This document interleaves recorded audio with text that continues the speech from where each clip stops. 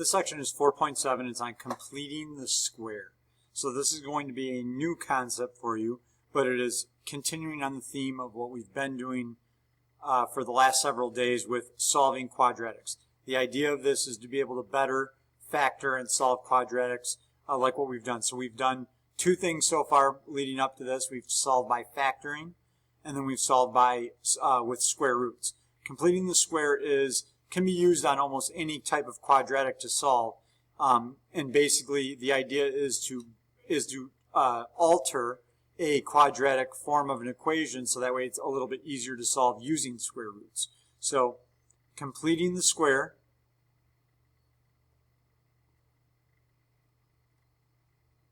is the process of adding a term to a quadratic expression of the form x squared plus bx to make it a perfect square trinomial. And then let's go back and remind you, a perfect square trinomial is a trinomial of the form a squared plus 2ab plus b squared, or a squared minus 2ab plus b squared. So just as a recap on this, we talked about factoring perfect square trinomials, meaning like if I gave you something like x plus 3 squared, that's what a perfect square trinomial is. And when you FOIL that out, you get x squared plus 6x plus 9. So basically what you're seeing here is we are multiplying 3 by 3 to get 9, and we're adding 3 and 3 to get 6. That's a perfect square trinomial.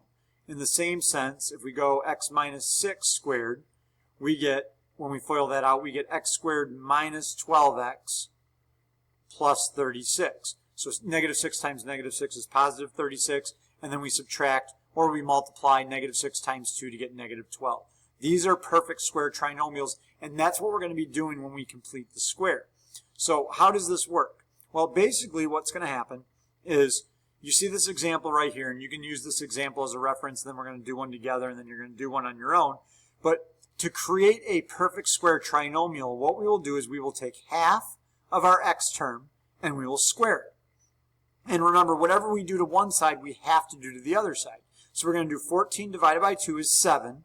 7 squared is 49. And then we'll also add the 49 to the other side. By doing this, we are creating a perfect square trinomial where we know that x squared plus 14x plus 49 will just simply be x plus 7 squared. And then we still have the 49 on the other side. Now we can use our square root method, which is what we just did a couple sections ago, to now solve. We take the square root of both sides and get plus or minus 7, and then we solve two equations. We subtract 7 from both sides, we get x plus 7 equals positive 7. Subtract 7, we get 0. We have x plus 7 equals negative 7. Subtract 7, we get negative 14. So our two solutions here are 0 and negative 14. So let's get into this actual example here. So what we're going to do is, don't worry about this negative 24 right now. Let's just deal with the x squared minus 10x. The first thing we want to do is take half of our 10, or negative 10, and square it. So half of negative 10 is negative 5. Negative 5 squared is 25. So we will now rewrite this as x squared minus 10x plus 25 equals negative 24. And because we added 25 to this side, we have to add 25 to this side as well. So what we're left with on the left-hand side here is a perfect square trinomial. The quantity x minus 5 squared will be equal to 1. So now what we do is we can take the square root of both sides. So we get x minus 5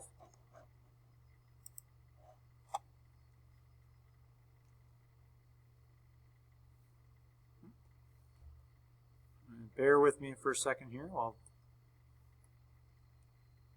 Okay, so we have x minus 5 equals plus or minus 1. We add 5 to both sides. So we have x minus 5 equals positive 1. X minus 5 equals negative 1. And we get x equals 6 and x equals 4. So those are our two solutions. Okay, so same method on everything. If the negative 24 is on the other side, it doesn't matter. So in this one that you're going to do on your own, don't worry about that plus 4. Just leave it there and use it at the very end of the problem.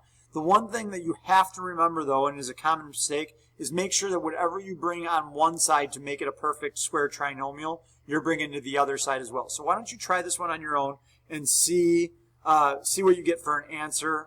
Again, all you're doing is attempting this, and we'll see how you do. So for this one, you should have divided 6 by 2 and got 3. 3 squared is 9. Add 9 to both sides. This becomes x plus 3 squared plus 4 equals 9. Bring our 4 over to get 5. Take the square root of both sides. Now, here we have plus or minus the square root of 5. Some of you may have put a decimal. Just understand that now that we're into this, we need to be able to write exact answers, not just plugging it into a calculator and getting a decimal. We need to express it in root form. So once we have our plus or minus square root of 5, we had to subtract 3 from both sides to get solutions of negative 3 plus square root of 5 or negative 3 minus square root of 5. Okay, let's move on. So the next part is we're still going to be pretty much doing the same thing, but now we're talking about what happens if there's an a in front. What happens if there's a number in front of our x squared?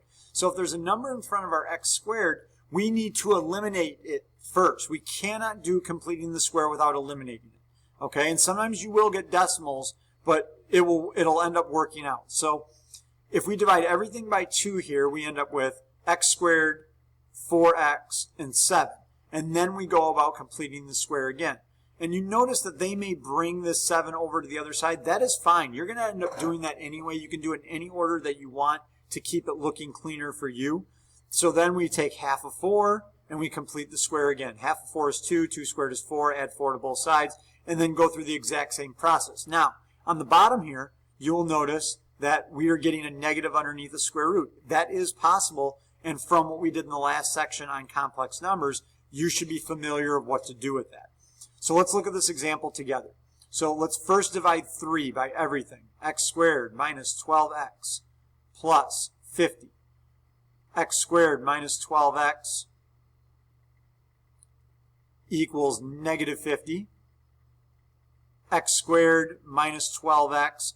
Now I'm completing the square. This will be plus 36 equals negative 50 plus 36. On the left-hand side, we have x minus 6 squared equals negative 14. Take the square root of both sides. We get x minus 6 equals the square root or plus or minus square root of negative 14. Now, as a little aside here, let's make sure we know what that is. The 14 cannot be reduced, but the negative can be brought to the outside. So we have plus or minus I root 14. So when we add 6 to both sides, we end up with x equals 6 plus or minus I root 14. Okay, once again, I'd like you to try this one on your own.